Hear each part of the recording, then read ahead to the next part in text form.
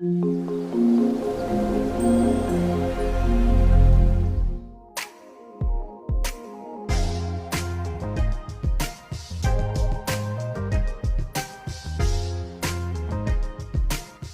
बढ़ने के लिए देखते हैं, सबसे पहले देखते हैं इफ स्टेटमेंट।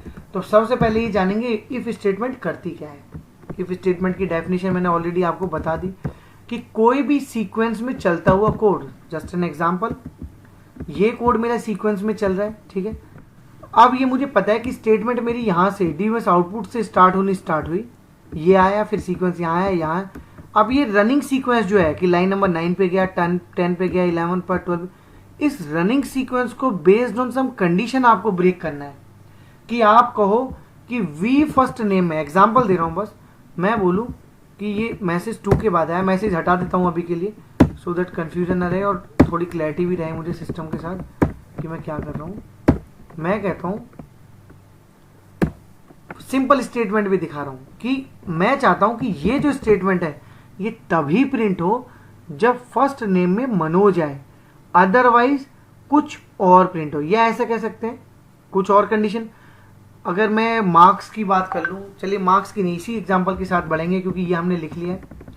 तो कुछ भी मैं कहता हूँ लास्ट नेम मेरा कुमार हो तो कुछ काम हो, मेरा लास्ट फर्स्ट नेम मनोज हो तो मेरा कुछ काम हो। इस तरीके के कुछ कुछ कंडीशन लिखना चाहता हूँ। अदर देन मनोज और लास्ट नेम कुमार हो, उसके अलावा कुछ पास हो तो कंडीशन किसी और तरीके से रिएक्ट करे या ना भी करे, ठीक है।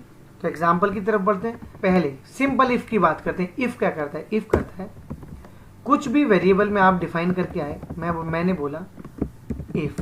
स्टेटमेंट का सिंटेक्स भी समझते हैं, इफ स्टेटमेंट का सिंटेक्स। इफ हमेशा स्टार्ट भी होता है तो एंड भी होता है। तो यहाँ पे इफ लिख रहा हूँ, एंड इफ भी लिख रहा हूँ, सेमीकोलन से बंद कर रहा हूँ, पैरेलली बता रहा हूँ क्या करना है इसको। मैं कहता हूँ if value is greater then 50, ठीक है, तो ये प्रिंट करे। वैल्यू अगर इससे छोटी हो तो प्रिंट ना करे।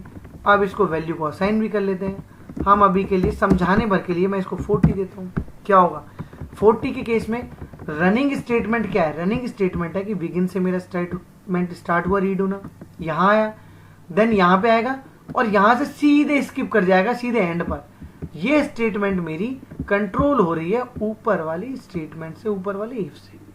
तो रनिंग किसी भी सीक्वेंस को या कंट्रोल को या स्टेटमेंट को ब्रेक कराना हो किसी लॉजिक के बेस पे तो मैं इफ कंडीशन यूज करता हूं। इफ के मल्टीपल तरीके हो सकते हैं। तरीके पे चलने से पहले इस एग्जांपल को देखते हैं। ये करके क्या दे रहा है मेरे को? ये लिया, चला दिया, एरर दे दिया, V my name must be declare. तो वी माई नेम को हटा देते हैं अभी के लिए क्योंकि मेरे को, या मार्क्स को प्रिंट कर लेते हैं। कैसे? ठीक है, ये दे दिया। इसको अब एक बार चला के देखते हैं क्या बोलता है। कंट्रोल ए किया, चलाया, अभी भी वी माई नेम कहीं पर रह गया। कहाँ रह गया वी माई नेम? ये रह गया। इसको हटा दो, इसकी जरूरत नहीं है हमें। क्या बोला मैंने सिस्टम को? मैंने बोला सबसे पहले बिगिन के बाद स्टार्ट का एक सिंटेक्स प्रिंट कर दो। उसके बाद रनिंग कंडीशन यहाँ पर आएगी।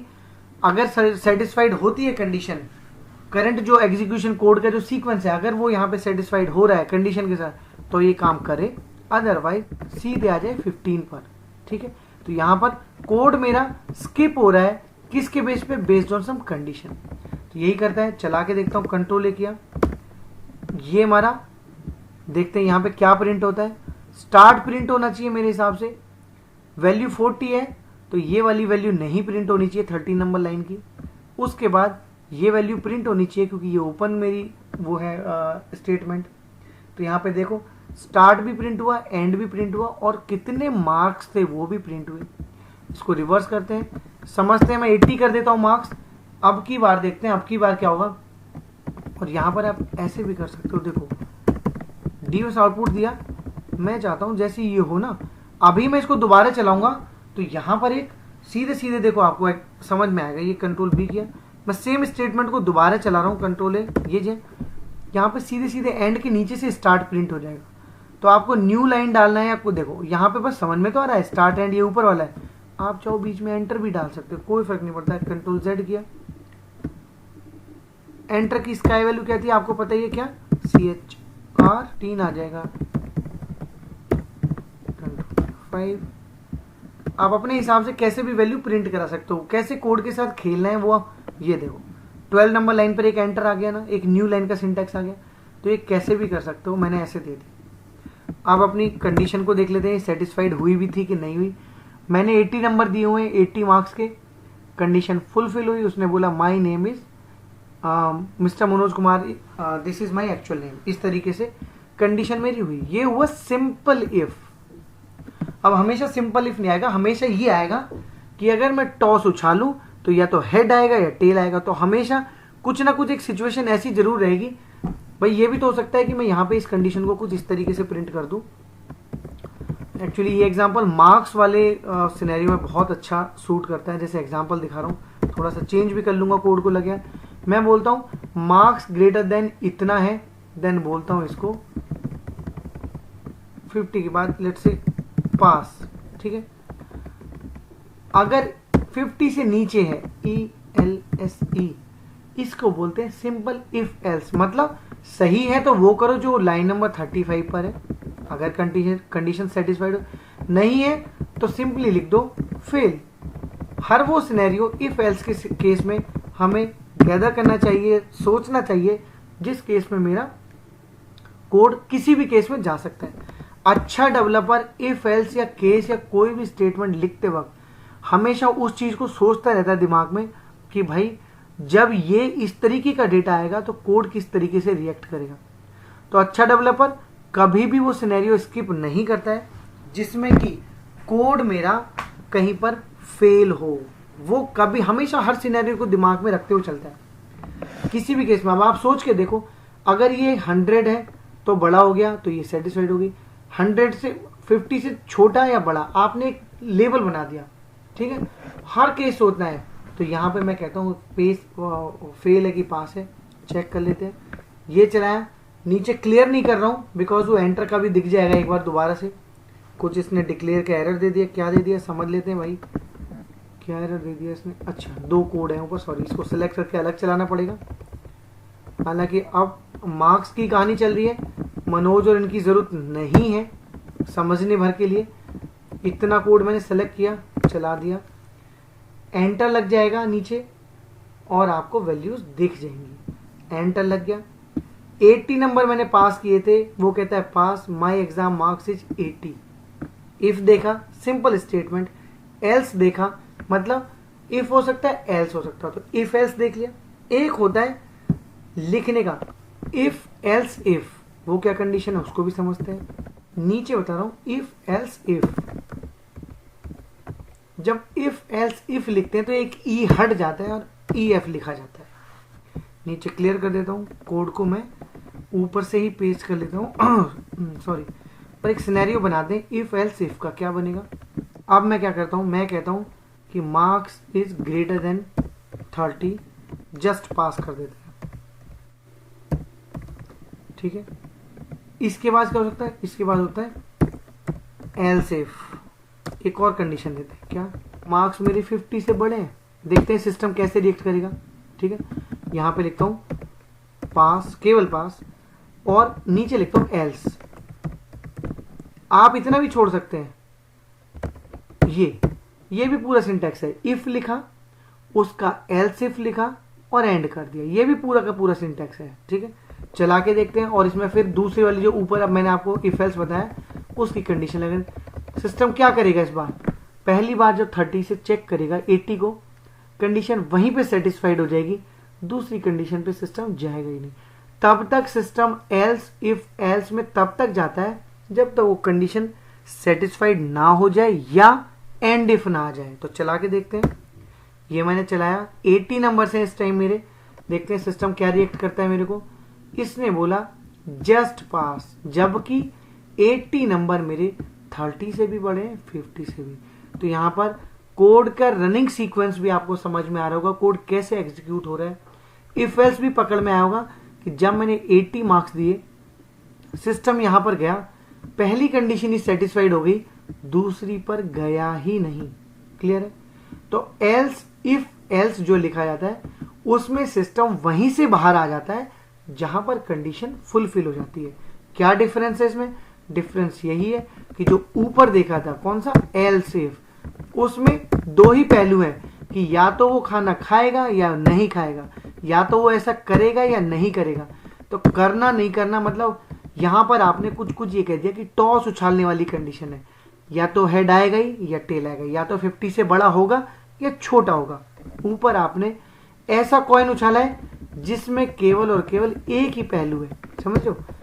तो समझने की बात है, किसी भी तरीके से अपने दिमाग में ये एग्जाम्पल सेट करना है कि केवल इफ कहाँ लगाना है। कोई बोल दे मेरे को कि केवल और केवल उन्हीं का इंक्रीमेंट करना है या उन्हीं सप्लायर्स को कुछ देना है जिनके लिए दिल्ली उनका स्टेट है।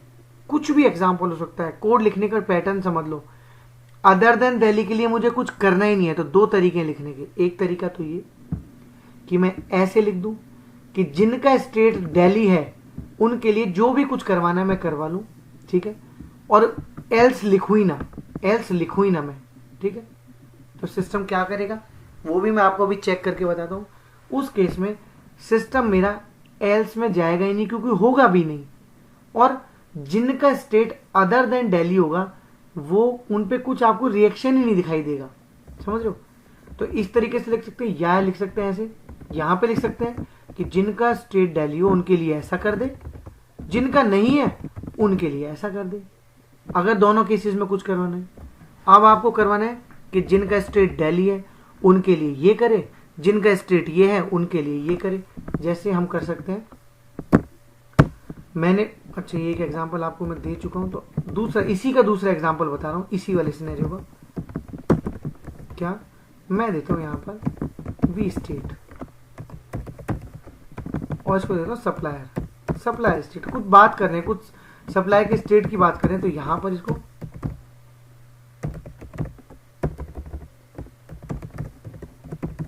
वेर 2 दिया, वैल्यू भी असाइन कर रहा हूं पहले, लेट्स से दिल्ली, ठीक है। आप चलते हैं, मैं कहता हूं क्या, सारी कंडीशन को ध्यान से देखना है। मैं बोलता हूं कि सप्लायर का स्टेट, कॉपी हो रहा भाई, मैंने बोला सप्लायर का स्टेट अगर मेरा इक्वल टू है किसके, दिल्ली के, तो लिखे आई एम फ्रॉम दिल्ली। अगर सप्लायर का स्टेट है यूपी, लेट्स से एग्जांपल के तौर पर, सिस्टम बोले आई एम फ्रॉम यूपी, इसको आप ऐसे भी लिख सकते हो, सिंगल कोट में लिखा आई एम फ्रॉम, लिखा स्पेस दिया, पाइप लगाया और वी स्टेट लिख दिया, ऑटोमेटिकली वो स्टेट आएगा, आपको लिखने की जरूरत नहीं है जिस स्टेट की बात हम करें। तो दिल्ली को मैं यहां से हटा रहा हूं, पाइप के साथ दिल्ली लगा रहा हूं। कोड को लिखने का बस तरीका है, ठीक है। ये एग्जाम मार्क्स ये हटा रहा हूं। आप देखते हैं, मुझे अच्छे से पता है कि मैंने दिल्ली दिया हुआ है। अब चला के दिखाता हूँ, ये लिया सेलेक्ट किया, चला दिया, इसको यहाँ से क्लियर भी कर देता हूँ नीचे से, देखो क्या निकल के आता है। दिल्ली दिया हुआ है, सिंपली प्रिंट होना चाहिए आई एम फ्रॉम दिल्ली।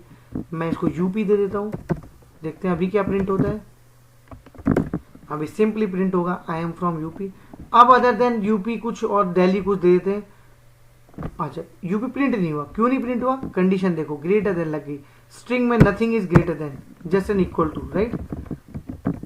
ये दिया, चलाया, सिंपली मेरा आ जाएगा आई एम फ्रॉम यूपी। और देखो बीच में कोई कंडीशन सेटिस्फाइड नहीं हुई, तो सिंपली बिगिन और एंड मेरा प्रिंट हो गया, क्योंकि इफ की कोई कंडीशन ही सेटिस्फाइड नहीं हुई, ठीक है।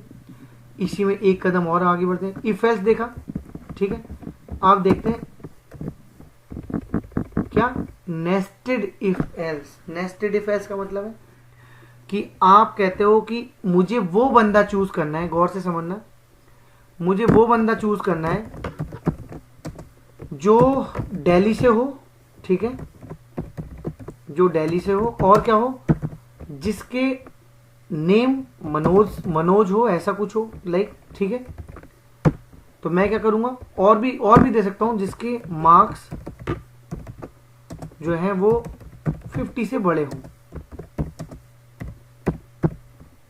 इस तरीके की कहानी है। तो नेस्टेड इफ कैसे लगाऊंगा, मैं कोड को देख रहा हूं, ऊपर वैल्यू असाइंड है ऑलरेडी मेरी, ठीक है।